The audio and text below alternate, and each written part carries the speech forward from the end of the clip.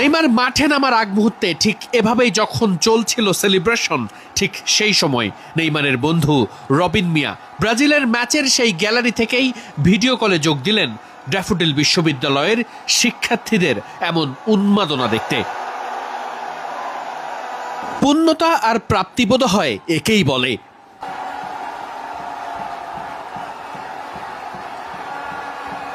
এখন যে সেলিব্রেশনটা দেখছেন এটা কিন্তু কোনো গোলের জন্য ছিল না। নেইমার মাঠে নেমেছেন, এতটুকুতেই সবার এতটা আনন্দ।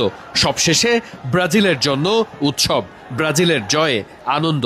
এ যেন সাম্বার নতুন ছন্দ, আর সেই ছন্দের বড় একটা পরিবেশনা বাংলাদেশের ড্যাফোডিল বিশ্ববিদ্যালয়ের টিএসসির প্রান্তরে।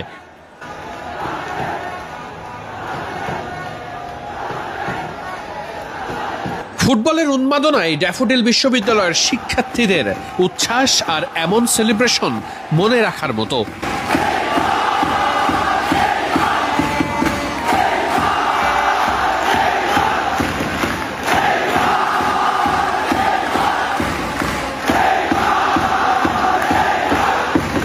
হাজার মাইল দূরে নেইমারও জানেন ওদের এত সমর্থক আছে বাংলাদেশে। নেইমার বলে তারা চিৎকার করেন, তারা আনন্দে গা ভাসান, তারা আবেগে অশ্রু ছড়ান।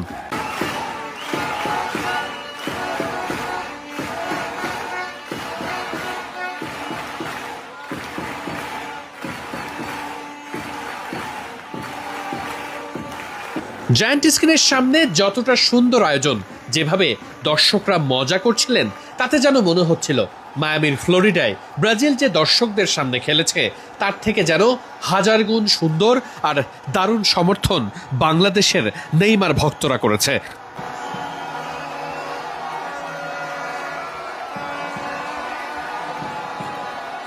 নেইমারের মাঠে ফেরা, ব্রাজিলের সাম্বার ছন্দ ফিরে পাওয়া, এ যেন ব্রাজিল সমর্থকদের জন্য একের মধ্যে সবকিছুই পেয়ে যাওয়া। খুব স্বাভাবিকভাবেই স্কটিশদের বিপক্ষে ব্রাজিলের দুর্দান্ত জয় ব্রাজিলকে এই বিশ্বকাপে এখন নতুন করে চেনাবে। ব্রাজিল ভক্তরা এখন গলা উঁচু করে বলতেই পারে ব্রাজিলও টপ ফেভারিট।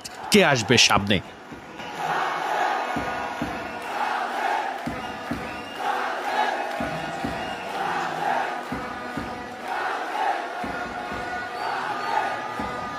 এত সুন্দর একটা ভাইব তৈরির জন্য ড্যাফোডিলের শিক্ষার্থীদের তো কুর্নিশ জানাতেই হয়। বিশ্বকাপের আনন্দ যেন আরও কয়েক গুণ বাড়িয়ে দিয়েছে এই বিশ্ববিদ্যালয়টি।